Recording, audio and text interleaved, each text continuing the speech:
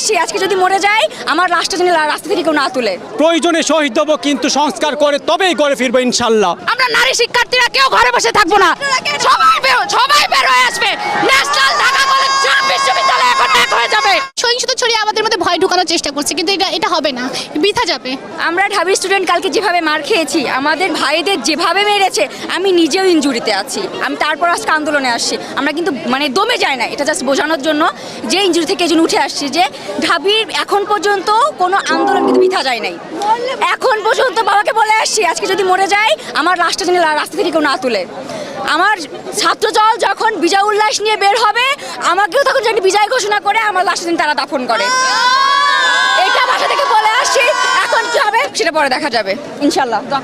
নারী শিক্ষার্থীর গায়ে হামলা করে ছাত্রলীগ সবচেয়ে নিম্নমানের কাজ করছে, কোনোদিন এমন তো করে নাই। পাকিস্তানি আমলে আমলাতন্ত্র নারী শিক্ষার্থীর উপর এরকম হামলা করে না। আমরা শুরু থেকেই বলে আসছি এটা একটা অরাজনৈতিক আন্দোলন, এবং এই আন্দোলন যৌক্তিক শিক্ষার্থীদের আন্দোলন।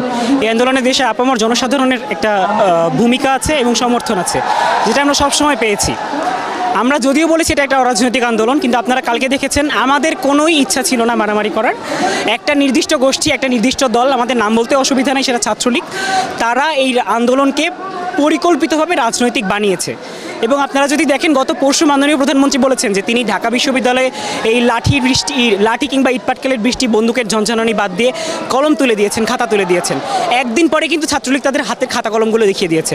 এবং তাদের হাতে খাতা কলমগুলো কী ছিল? তাদের হাতে খাতা কলম ছিল হকি স্টিক, তারা নিয়ে এসেছিল রড, লোহা ইত্যাদি। এবং বারবার আমরা যেটা বলার চেষ্টা করেছি যে আসলে গতকাল কোনো সংঘর্ষই হয় নাই। কালকে যেটা হয়েছে সেটা হচ্ছে হামলা। সংঘর্ষ হওয়ার জন্য দুই পক্ষের মারামারি করতে হয়।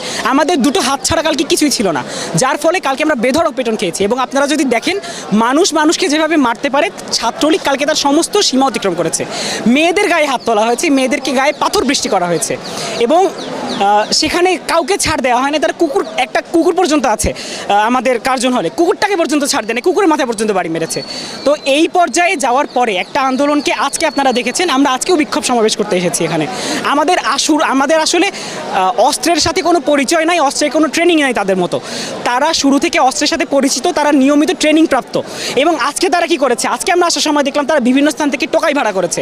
টোকাই ভাড়া করে তারা আজকে সাধারণ শিক্ষার্থীদের উপর আন্দোলনের উপর হামলা করতে এসেছে। আজকের আন্দোলনটা একদিন না একদিন শেষ হয়ে যাবে, কিন্তু ছাত্রলীগ তো থাকবে। এর পরবর্তীতে কোনো আন্দোলনে, কোনো পরিপ্রেক্ষিতে যদি তারা বলে তারা সাধারণ ছাত্রদের জন্য কাজ করে, তাদের ইতিহাস ছাত্রদের ইতিহাস, তাহলে তাদের দ্বিতীয়বার করে ভাবা উচিত যে তারা ছাত্রদের উপরেই বারবার